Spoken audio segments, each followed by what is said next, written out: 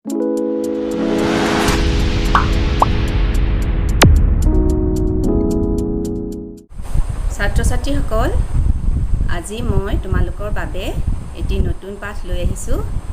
বিষয় আমি আৰু আমাৰ পৰিৱেশ, পাঠ নম্বৰ 7। পাঠটিৰ নাম হৈছে আহাৰৰ প্ৰয়োজনীয়তা। শ্ৰেণী 5। আহাৰ আমাৰ মৌলিক প্ৰয়োজন। আহাৰ নহ'লে আমি জীয়াই থাকিব নোৱাৰোঁ। এই আহাৰত বিভিন্ন ধৰণৰ উপাদান থাকে, যেনে ধৰা থাকে শৰ্কৰা, প্ৰ'টিন, চৰ্বি, ভিটামিন, এইবোৰেৰে আমাৰ আহাৰ হয়। গতিকে এই আহাৰৰ উপাদানবোৰৰ বিষয়ে আৰু এই আহাৰত থকা ভিটামিনবোৰৰ অভাৱত আমাৰ কি কি বেমাৰ হ'ব পাৰে সেইবোৰৰ বিষয়ে আজি আমি আলোচনা কৰিম। আহাচোন। জীয়াই থাকিবলৈ আমাক আহাৰৰ প্ৰয়োজন। আহাৰৰ পৰাই আমি কাম কৰিবলৈ শক্তি পাওঁ। আমাৰ শৰীৰ গঠন আৰু বৃদ্ধিত আহাৰে সহায় কৰে। আহাৰৰ অবিহনে কোনো জীৱই জীয়াই থাকিব নোৱাৰে। আমি খোৱা আহাৰত বিভিন্ন ধৰণৰ পুষ্টিকাৰক দ্ৰব্য থাকে। এই পুষ্টিকাৰক দ্ৰব্যবোৰক আহাৰৰ উপাদান বা পৰিপোষক বুলি কোৱা হয়। এই দ্ৰব্যসমূহে আমাৰ শৰীৰক বিভিন্ন ধৰণেৰে সহায় কৰে। এতিয়া খাদ্যত থকা বিভিন্ন উপাদান বা পৰিপোষকবোৰৰ বিষয়ে আমি আলোচনা কৰোঁ। আহাচোন। আহাৰত থকা যিবোৰ উপাদানে শৰীৰক শক্তি যোগায় সেইবোৰ হৈছে শৰ্কৰা বা কাৰ্বহাইড্ৰেট। কাৰ্বহাইড্ৰেট হৈছে শক্তিৰ আটাইতকৈ গুৰুত্বপূৰ্ণ উৎস। শৰ্কৰা বেছি পৰিমাণে থকা খাদ্য শক্তিদায়ক খাদ্য বোলে। কাৰ্বহাইড্ৰেটত কাৰ্বন, হাইড্ৰজেন আৰু অক্সিজেনৰ উপাদান থাকে। আমি এই ছবিখনৰ পৰা আমাৰ কি কি খোৱা দ্ৰব্যত শৰ্কৰা থাকিব পাৰে তাক জানিব পাৰিছোঁ। কাৰ্ব মানে কাৰ্বন, হাইড্ৰ মানে হাইড্ৰজেন আৰু এট মানে অক্সিজেন। কাৰ্বহাইড্ৰেট প্ৰকৃততে জৈৱিক যৌগ, যিবোৰ বিভিন্ন পাচনৰ বাবে আমাৰ শৰীৰত আৱশ্যক। কাৰ্বহাইড্ৰেটৰ দুটা মুখ্য প্ৰকাৰ আছে, সৰল কাৰ্বহাইড্ৰেট আৰু জটিল carbohydrate. Glucose, fructose, গালাক্টোজ, sucrose, maltose আৰু লেক্টোজ হৈছে সৰল কাৰ্বহাইড্ৰেট। এই কাৰ্বহাইড্ৰেটবোৰ পানীত দ্ৰৱণীয়। এইবোৰ হৈছে স্ফটিক। এইবোৰৰ সোৱাদ মিঠা আৰু ইয়াক চেনি বুলি কোৱা হয়। ষ্টাৰ্চ, ডেক্সট্ৰিন, গ্লাইকোজেন আৰু চেলুলোজক জটিল কাৰ্বহাইড্ৰেট বা পলিছেকাৰাইড বুলি কোৱা হয়। এইবোৰৰ সোৱাদ মিঠা নহয়। এইবোৰ পানীত অদ্ৰৱণীয়। সেইবোৰ স্ফটিক নহয়। কাৰ্বহাইড্ৰেট শৰ্কৰা জাতীয় খাদ্যৰ অভাৱত শৰীৰৰ বল আৰু শক্তি কমি যায় আৰু ফলত আমি কাম কৰিব নোৱাৰা হওঁ। আমি বিভিন্ন শাক পাচলিৰ পৰা কাৰ্বহাইড্ৰেট পাব পাৰোঁ। প্ৰ'টিনো হৈছে আমাৰ আহাৰত থকা এটা উপাদান। প্ৰ'টিনত থাকে কাৰ্বন, হাইড্ৰজেন, অক্সিজেন, নাইট্ৰজেন আৰু ছালফাৰ। প্ৰ'টিনবোৰ অতি ডাঙৰ অণু, সেয়েহে সেইবোৰ আমাৰ তেজে পোনপটীয়াকৈ শোষণ কৰিব নোৱাৰে। গতিকে সেইবোৰ আমাৰ পাচনতন্ত্ৰৰ দ্বাৰা এমিনো এচিডলৈ পৰিৱৰ্তিত হয়। সৰ্বমুঠ 23টা এমিনো এচিডৰ ভিতৰত আহাৰত 9টা এমিনো এচিড বিশেষভাৱে উপলব্ধ হ'ব লাগিব। এই এমিনো এচিডে তেজ, পেশী, নখ, ছাল, চুলি আৰু কোষকলা সৃষ্টি কৰিবলৈ শৰীৰে ব্যৱহাৰ কৰে। আমি প্ৰ'টিন জীৱ-জন্তু আৰু শাক-পাচলিৰ পৰা পাওঁ। কণী, মাংস, গাখীৰ, মাছ, গাখীৰৰ পৰা উৎপাদিত বিভিন্ন খাদ্য আদি জীৱ-জন্তুৰ পৰা পোৱা প্ৰ'টিন। আনহাতে মাহজাতীয় বিভিন্ন খাদ্য চয়াবিন, সেউজীয়া মটৰ মাহ, বাদাম, শুকান ফল মূল আদিত যথেষ্ট পৰিমাণে প্ৰ'টিন পোৱা যায়। প্ৰ'টিনে নতুন কলা গঠন কৰে, ভঙা কলাবোৰ মেৰামতি কৰে, ভাৰসাম্য নিয়ন্ত্ৰণ কৰে, অক্সিজেন আৰু পুষ্টি পৰিবহণ কৰে, এণ্টিবডি প্ৰস্তুত কৰে। অত্যাধিক আহাৰত প্ৰ'টিন ব্যৱহাৰ বিশেষকৈ জন্তুৰ প্ৰ'টিনৰ ফলত হৃদৰোগ, অস্টিওপ'ৰ'চিছ, ষ্ট্ৰোক আৰু বৃক্কৰ পাথৰ হোৱাৰ সম্ভাৱনা থাকে। আহাৰত প্ৰ'টিনবোৰ উপযুক্ত পৰিমাণত গ্ৰহণ নকৰিলে আমি অভাৱজনিত ৰোগত ভুগিব পাৰোঁ। মাৰাছমাছ আৰু কোৱাৰ্চিঅকুৰ শিশুৰ ক্ষেত্ৰত প্ৰ'টিনৰ অভাৱৰ ৰোগ। আমি আন এটা উপাদান এতিয়া আলোচনা কৰিম, চৰ্বি। চৰ্বিত কাৰ্বন 76%, অক্সিজেন 12% আৰু হাইড্ৰজেন 12% থাকে। চৰ্বিয়ে আমাৰ শৰীৰটোক গৰম কৰি ৰাখে আৰু অংগবোৰক সুৰক্ষিত কৰি ৰাখে। চৰ্বিয়ে হৰম'ন উৎপাদনত সহায় কৰে। চৰ্বিবোৰ শ্ৰেণীবদ্ধ কৰিব পাৰি ইয়াৰ গাঁথনি অনুসৰি। বিভিন্ন প্ৰকাৰৰ চৰ্বিৰ বিভিন্ন বৈশিষ্ট্য আৰু সেইবোৰ আমাৰ শৰীৰত বিভিন্ন ধৰণে ক্ৰিয়া কৰে। আহাৰত থকা 3 প্ৰকাৰৰ চৰ্বি: সংপৃক্ত চৰ্বি, পলি আনচেচুৰেটেড চৰ্বি আৰু মনো আনচেচুৰেটেড চৰ্বি। সংপৃক্ত চৰ্বি গ্ৰহণ কৰিলে হৃদৰোগ হোৱাৰ সম্ভাৱনা থাকে কাৰণ তেজত কলেষ্টেৰল বৃদ্ধি হয়। ফাষ্ট ফুড, পেষ্ট্ৰি আৰু বিস্কুটত এনে চৰ্বি পোৱা যায়। পলি আনচেচুৰেটেড চৰ্বি আৰু মনো আনচেচুৰেটেড চৰ্বিয়ে তেজৰ কলেষ্টেৰল হ্ৰাস কৰাত সহায় কৰে।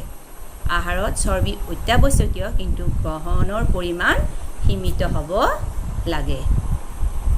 আমি মাংস, মাখন, ঘিউ, কণী, গাখীৰ এইবোৰৰ পৰা আমি চৰ্বি পাব পাৰোঁ। ভিটামিন হৈছে ৰাসায়নিক পদাৰ্থ। আন এটা উপাদান আমাৰ শৰীৰ স্বাস্থ্যৱান ৰাখিবলৈ যাক আমি অতি কম পৰিমাণত প্ৰয়োজন হয়। যদি আমাৰ আহাৰত এটা নিৰ্দিষ্ট ভিটামিন নাথাকে তেতিয়া অভাৱজনিত ৰোগ আমাৰ শৰীৰত হয়। উদাহৰণস্বৰূপে যদি ভিটামিন চি আহাৰত অন্তৰ্ভুক্ত কৰা নহয় তেনেহ'লে আমি স্কাৰ্ভি ৰোগত ভুগিম। দৰাচলতে সকলো ভিটামিন জৈৱিক ৰাসায়নিক পদাৰ্থ। ভিটামিনৰ 2টা ভাগ আছে, যেনে চৰ্বি দ্ৰৱণীয় ভিটামিন। এই ভিটামিনবোৰ চৰ্বিত দ্ৰৱণীয়। এই ভিটামিনবোৰ কাৰ্বন, হাইড্ৰজেন আৰু অক্সিজেনৰ উপাদানেৰে গঠিত। এই ভিটামিনবোৰ হৈছে vitamin A, vitamin D, vitamin E আৰু ভিটামিন কে। এয়া তোমালোকক এখন ছবি দেখুওৱা হৈছে ভিটামিনছবোৰ, আমাৰ শৰীৰত প্ৰয়োজনীয় ভিটামিনবোৰ। এতিয়া 2 নম্বৰতে আমি পাম পানী দ্ৰৱণীয় ভিটামিন। এই ভিটামিনবোৰ পানীত দ্ৰৱণীয় আৰু এই ভিটামিনবোৰত নাইট্ৰজেন আৰু ছালফাৰ উপাদান থাকে। এই ভিটামিনবোৰ হৈছে ভিটামিন বি আৰু ভিটামিন চি। এতিয়া আমি চাম ভিটামিনৰ অভাৱ হ'লে আমাৰ শৰীৰত কি কি বেমাৰ হ'ব পাৰে। ভিটামিন এৰ অভাৱত চকুৰ দৃষ্টিশক্তি কমি গৈ মানুহ কুকুৰিকণা হয়। ভিটামিন বিৰ অভাৱত বেৰি বেমাৰ হয়, ইয়াৰ ফলত মাংসপেশী দুৰ্বল হয়। ভিটামিন চিৰ অভাৱত দাঁতৰ আলুৰ পৰা তেজ ওলায় আৰু দাঁতৰ আলু কুহকে। ভিটামিন ডিৰ অভাৱত হাড়ৰ গঠন দুৰ্বল হয়, ইয়াৰ অভাৱত সাধাৰণতে কেঁচুৱাৰ পয়া লগা বেমাৰ হয়, হাড় কোমল আৰু বেকা হয়। সেইদৰে ভিটামিন ইৰ অভাৱৰ বাবে মাংসপেশীৰ বিকাৰ হয়। ভিটামিন কেৰ অভাৱত শৰীৰত কটা চিঙা হ'লে সোনকালে তেজ বন্ধ নহয়। এতিয়া আন এটা উপাদান খনিজ পদাৰ্থ। খনিজ পদাৰ্থ আমাৰ শৰীৰৰ বাবে অত্যাৱশ্যকীয় আহাৰ। আমাৰ শৰীৰৰ ওজনৰ প্ৰায় 4% খনিজ পদাৰ্থৰে গঠিত। খনিজ দ্ৰব্যবোৰ স্বাস্থ্যকৰ দাঁত, হাড় আৰু পেশীৰ বাবে প্ৰয়োজন। এই খনিজ পদাৰ্থবোৰ দুই ভাগত ভগাব পাৰি, যেনে মেক্ৰ খনিজ আৰু মাইক্ৰ খনিজ। মেক্ৰ খনিজৰ ভিতৰত কেলছিয়াম, পটাছিয়াম, ছডিয়াম, মেগনেছিয়াম আৰু ফছফৰাছ আদি পৰে। তেনেদৰে মাইক্ৰ খনিজত আয়োডিন, লোহ, কপাৰ, কোবাল্ট আদি পৰে। এতিয়া কেলছিয়াম শৰীৰত দাঁত আৰু হাড় গঠনৰ বাবে কেলছিয়ামৰ প্ৰয়োজন। ই তেজ গোট মৰাত সহায় কৰে। গাখীৰ, চীজ, কণী, দৈ, সেউজীয়া শাক পাচলিত যথেষ্ট পৰিমাণে কেলছিয়াম পোৱা যায়। পটাছিয়াম হৈছে আহাৰৰ আটাইতকৈ গুৰুত্বপূৰ্ণ খনিজ পদাৰ্থবোৰৰ ভিতৰত এটা। ইয়ে শৰীৰৰ স্নায়ুতন্ত্ৰ আৰু পেশীবহুল প্ৰণালীবোৰ ফিট আৰু সক্ৰিয় কৰি ৰখাত সহায় কৰে। পটাছিয়ামে তেজ আৰু কলাত পানীৰ পৰিমাণ ঠিক ৰখাত সহায় কৰে। ইয়াৰ মূল উৎসবোৰ হৈছে কল, বিলাহী, সেউজীয়া শাক পাচলি, চীনাবাদাম, নেমুজাতীয় ফল, বীন ইত্যাদি।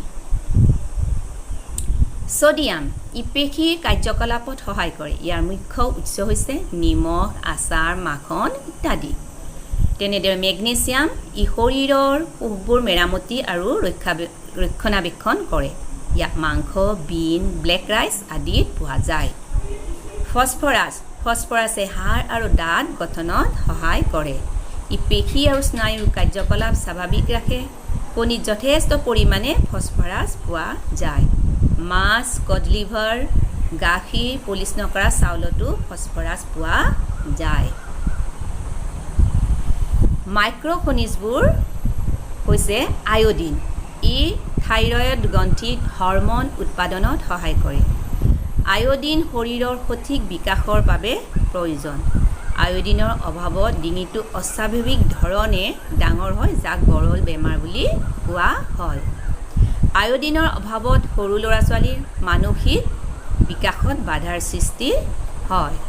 শৰীৰত আয়োডিনৰ পৰিমাণ সঠিক ৰাখিবলৈ খাদ্যত আয়োডিনযুক্ত নিমখ ব্যৱহাৰ কৰিব লাগে।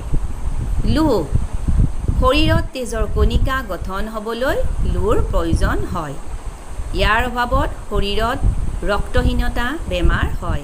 মাংস, কণী, শুকান ফল মূল, কল, পালেং শাক আদিত লোহ পোৱা যায়। তেনেদৰে কোবাল্টে আমাৰ শৰীৰক ৰক্তহীনতাৰ পৰা ৰক্ষা কৰে।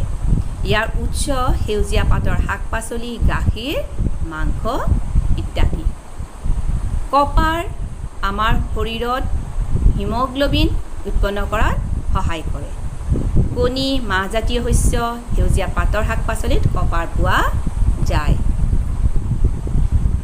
পানী আন এটা উপাদান আমাৰ হৈছে পানী। পানী শৰীৰৰ বাবে অতি দৰকাৰী। পানী এবিধ যৌগ। দুভাগ হাইড্ৰজেন আৰু এভাগ অক্সিজেন মিলি পানী উৎপন্ন হয়। আমাৰ তেজৰ 90%ই পানী। পানীয়ে আহাৰক শৰীৰে সহজে গ্ৰহণ কৰিব পৰাকৈ সৰল দ্ৰৱণীয় অৱস্থালৈ আনে। পানীয়ে আমাৰ শৰীৰৰ অলাগতিয়াল পদাৰ্থবোৰ ঘাম আৰু প্ৰস্ৰাৱ ৰূপে বাহিৰলৈ উলিয়াই দিয়ে। পানীয়ে শৰীৰৰ উষ্ণতা নিয়ন্ত্ৰণ কৰে। পানী কমকৈ খোৱাৰ ফলত দেহত পানীৰ পৰিমাণ কমি গৈ বেমাৰ হোৱাৰ সম্ভাৱনা থাকে। সেয়ে আমি সদায় বিশুদ্ধ খোৱা পানী খাব লাগে। আমি বিভিন্ন ধৰণৰ ফল মূলৰতো পানী পাওঁ।